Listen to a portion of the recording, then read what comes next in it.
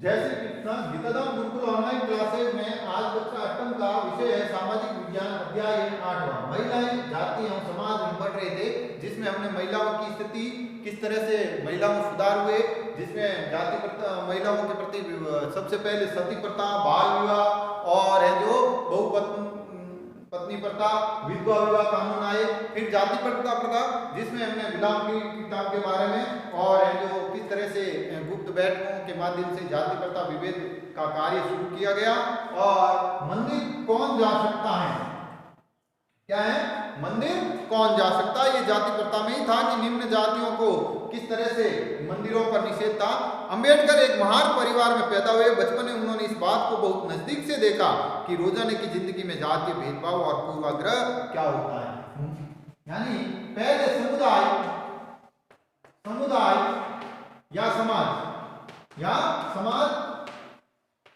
पूर्वाग्रह से ग्रसित थे। अब पूर्वाग्रह क्या होता है, एक धारणा होती है लोगों में पहले से बनी बनाई किसी व्यक्ति या समाज के प्रति, वो उसी से ग्रसित थे। उन्होंने स्वर्ण बच्चों द्वारा इस्तेमाल किए जाने वाले नलों से पानी पीने की इजाजत नहीं थी। स्कूल की पढ़ाई पूरी करने के बाद उच्च अध्ययन के लिए अमेरिका जाने हेतु जब उन्हें फिलोसफी मिल गई तो 1919 में जब वे भारत लौटने पर उन्होंने समकालीन समाज में उच्च जातीय सत्ता संरचना पर काफी लिखा। 27 में अंबेडकर ने मंदिर प्रवेश पर आंदोलन किया और अंबेडकर ने 1927 में मंदिर प्रवेश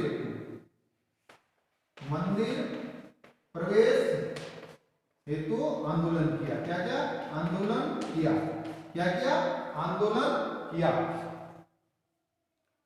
जिसमें महार जाति के लोगों ने बड़ी संख्या में हिस्सा लिया।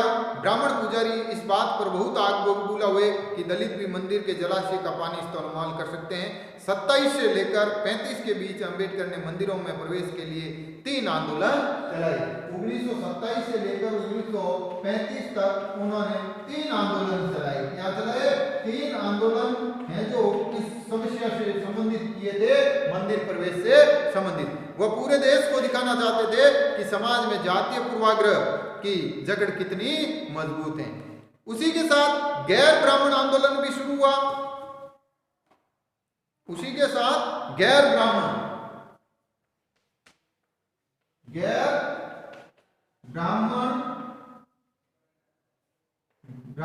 आंदोलन, उसी के साथ गैर ब्राह्मण आंदोलन भी शुरुआत हुआ था, जिसमें 20वीं सदी के प्रारंभ में गैर ब्राह्मण आंदोलन हुआ। इसका पर्याय उन गैर ब्राह्मण जातियों से था जिन्हें शिक्षा, धन और प्रभाव हासिल हो चुका था। यानी ये वो जातियां थी जिनका शिक्षा, प्रभाव और है जो धन, यानी जो आर्थिक रूप से और प्रभाव भी था और शिक्षित थी, लेकिन वो ब्राह्मण नहीं थे। क्या नहीं थे? ब्राह्मण नहीं थे। इसका उनका तर्क था कि ब्राह्मण तो उत्तर से आए उन आर्य आक्रमणकारियों के वंशज है जिन्होंने यहाँ के मूल निवासी यानी देशी द्रविड़ नस्लों को हराकर दक्षिणी भूभाग पर विजय हासिल की थी। उन्होंने इस सत्ता पर ब्राह्मणवादी को चुनौती दी थी। यानी अब भी झगड़ा जो था वो था मूलवासी और आर्य के बीच। क्या? मूलवासी और आर्यों के बीच है जो झगड़ा था। पेरियार के नाम से प्रसिद्ध ईवी रामास्वामी नायर एक मध्यम वर्ग परिवार में पढ़े थे और इसका था पेरियार। इसका नाम था ईवी रामास्वामी। क्या थे? ईवी रामास्वामी, जिसको पेरियार के नाम से जानते हैं। इन्होंने दक्षिण में आंदोलन किया। क्या? दक्षिण भारत में आंदोलन की शुरुआत की थी। अपने प्रारंभिक जीवन में वे सन्यासी थे और उन्होंने संस्कृत शास्त्रों का गंभीरता से अध्ययन किया। बाद में वे कांग्रेस के सदस्य बने। जब उन्होंने राष्ट्रवादियों द्वारा आयोजित एक दावत में देखा कि वहां बैठने के लिए जातियों के हिसाब से अलग अलग इंतजाम किया तो उन्होंने हताश होकर पार्टी छोड़ दी। इस दावत में निम्न जातियों और उच्च जातियों के लिए अलग अलग बैठने का इंतजाम किया गया था। पेरियार की समझ में आ चुका था कि अछूतों को अपने स्वाभिमान के लिए खुद लड़ना होगा। इस बात को ध्यान में रखते हुए उन्होंने स्वाभिमान आंदोलन शुरू किया। और क्या आंदोलन शुरू किया? स्वाभिमान आंदोलन उन्होंने शुरू किया था। उनका मानना था कि धार्मिक नेता और मुखिया सामाजिक विभाजनों और असमानताओं को ईश्वर पद मानते हैं, इसलिए सामाजिक समानता के लिए सभी वर्गों से अछूतों को खुद मुक्ति पानी है। पेरियार हिंदू वेद पुराण के कट्टर आलोचक थे। खास तौर से मनु द्वारा रचित संहिता, भगवत गीता और रामायण के वे कटु आलोचक थे। उनका कहना था कि ब्राह्मणों ने निचली जातियों पर अपनी सत्ता तथा महिलाओं पर पुरुषों का प्रभुत्व स्थापित करने के लिए इन पुस्तकों का सहारा लिया था। वे दलीलें लोगों को सहज रास नहीं आई। निम्न जातीय नेताओं के भाषणों, विचारपूर्ण लेखकों और आंदोलनों से उच्च जातीय राष्ट्रवादी नेताओं के बीच कुछ आत्ममंथन और आलोचनात्मक की प्रगति शुरू हुई, परंतु रूढ़िवादी हिंदू समाज में भी उत्तर में समानता, धर्म सभाओं तथा भारत धर्म महामंडित और बंगाल में ब्राह्मण सभा जैसे जरिए इन रुझानों का सख्ती से विरोध किया। इन संगठनों का मकसद यही था कि हिंदू धर्म में जातीय ऊंच नीच को जो महत्व दिया जाता है उन पर कोई आंच न आए। वे साबित करना चाहते थे कि इस बात को धार्मिक ग्रंथों में भी मान्यता मिली हुई है। औपनिवेशिक काल के बाद भी जातीय सवाल के बहस पर और संघर्ष चलते रहे और ये आज भी जारी हैं। इस तरह से कई चीजें शुरू हुई और उन्हीं में जो मुख्य चीज थी सुधारकों के लिए संगठित होना, समाज सुधार के कार्य। क्या? समाज सुधार से संबंधित संस्थाएं। कौन कौन सी थी? संस्थाएं, जिनमें पहली थी ब्रह्म समाज। क्या? ब्रह्म समाज। क्या थी? ब्रह्म समाज। ब्रह्म समाज की स्थापना 1830 में की गई। यह संस्था सभी प्रकार की मूर्ति पूजा और बलि प्रथा के विरुद्ध थी और इनके अनुयायी उपनिवेशों में विश्वास रखते थे। इन सदस्यों को अन्य धार्मिक संस्थाओं व परंपराओं की आलोचना करने का अधिकार नहीं था। ब्रह्मो समाज के विभिन्न धर्मों में आदर्शों, खास तौर से हिंदुत्व और ईसाई धर्म के विचारकों की आलोचना व्याख्या करते हुए नकारात्मक और सकारात्मक पहलुओं का ये ब्रह्मो समाज 1830। क्या? 1830। और ये है जो हिंदुत्ववादी संगठन था। क्या था? हिंदुत्व। फिर था डेरोजियो एवं यंग बंगाल। डेरोजियो और यंग बंगाल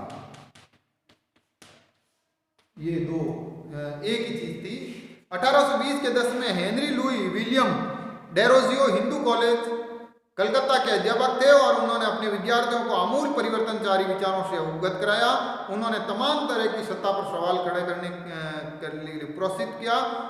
उनके द्वारा शुरू की गई यंग बंगाल मूवमेंट में उनके विद्यार्थियों ने परंपराओं और रीति रिवाजों पर उंगली उठाई, महिलाओं की शिक्षा की मांग की और सोच, विचार व अभिव्यक्ति की स्वतंत्रता के लिए आंदोलन चलाए। ये एक अंग्रेज शिक्षक था। क्या था? अंग्रेज शिक्षक था और 1820 में इसने इसकी स्थापना की। तीसरा जो संस्था थी वो थी रामकृष्ण मिशन। कौन था? रामकृष्ण मिशन और विवेकानंद। कौन?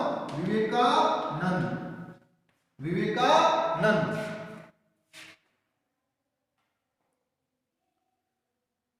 रामकृष्ण मिशन का नाम सबको पता है, जैसे स्वामी विवेकानंद के गुरु रामकृष्ण परमहंस के नाम पर रखा गया।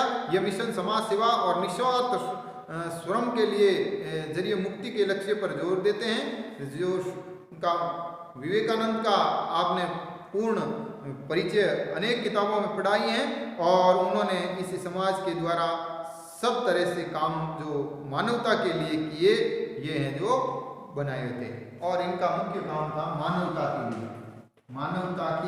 लिए कार्य, मानवता के लिए कार्य। चौथा है प्रार्थना सभा। प्रार्थना सभा 1867 में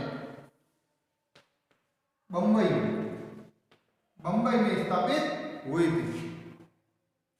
में जाति बंधनों को खत्म करने और बाल विवाह उन्मूलन के लिए प्रयास किया गया। प्रार्थना सभा में महिलाओं की शिक्षा को प्रोत्साहित किया और विधवा विवाह पर लगी पाबंदियों के खिलाफ आवाज उठाई। उनकी धार्मिक बैठकों में हिंदू, बौद्ध और ईसाई विचार थे। फिर थी वेद सभा। वेद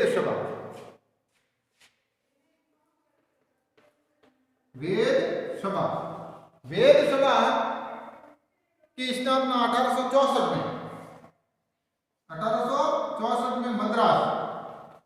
मद्रास में हुई थी। कहाँ हुई थी? मद्रास में हुई थी।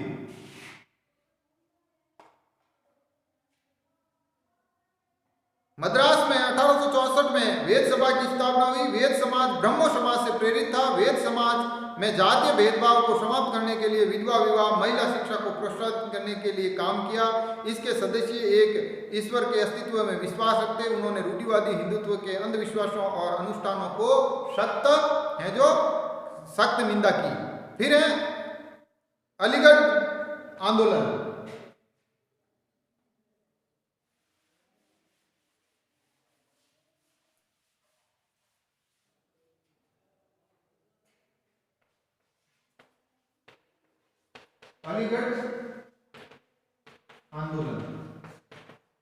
अलीगढ़ आंदोलन सैयद अहमद खान द्वारा 1875 में इसकी स्थापना हुई और खोले गए मोमेंटम एंग्लो ओरिएंटल कॉलेज की स्थापना के बाद अलीगढ़ मुस्लिम विश्वविद्यालय के नाम से जाना गया। यह मुसलमानों के पश्चिमी विज्ञान के साथ साथ विभिन्न विषयों की आधुनिक शिक्षा दी जाती थी। अलीगढ़ आंदोलन में शैक्षिक सुधारों के क्षेत्र में गहरा प्रभाव था। और एक थी सिंह सभा। कौन सी थी?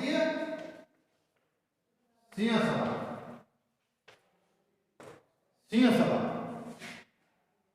सिखों में सुधारवादी संगठन के रूप में सिंह सभा के रूप में स्थापित 1873 में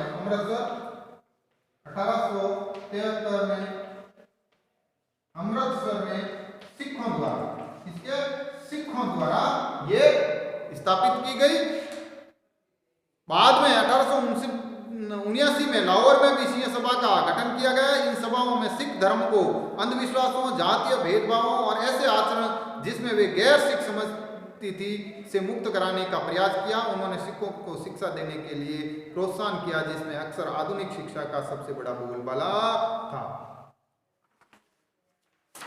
कल हम इसके आगे का अध्ययन पढ़ेंगे। धन्यवाद।